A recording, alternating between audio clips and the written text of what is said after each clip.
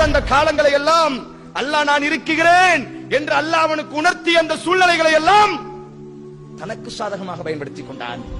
அவனுடைய தொண்டையின் பக்கம் அவனுடைய உயிர் வர ஆரம்பித்தவுடன் கண்களிலிருந்து கண்ணீர் வெடிக்கிறது. யா அல்லாஹ், இப்பொழுது நான் உணர்ந்து கொண்டேன். யா அல்லாஹ், நான் நீ சொல்லக்கூடிய மூசா சொல்லக்கூடிய ரப்பை நான் ஈமான் கொண்டு விட்டேன். வான அவ்வலுல் முஸ்லிமீன், நானும் முஸ்லிம்களின் முதன்மையானவனாக மாறிவிட்டேன். யா அல்லாஹ், என்னை விட்டுவிடு. யா அல்லாஹ், யா அல்லாஹ், என்னை நரகத்திலே நீ போட்டு விடாதே. யா அல்லாஹ், யா அல்லாஹ், இப்பொழுது அந்த உனது வானவர்களினுடைய கூட்டத்தை பார்த்து விட்டேன். யா அல்லாஹ், நான் ஈமான் கொண்டவனாக மாறிவிட்டேன். யா அல்லாஹ், மூசா சொன்ன முஸ்லிமாக மாறிவிட்டேன். யா அல்லாஹ்.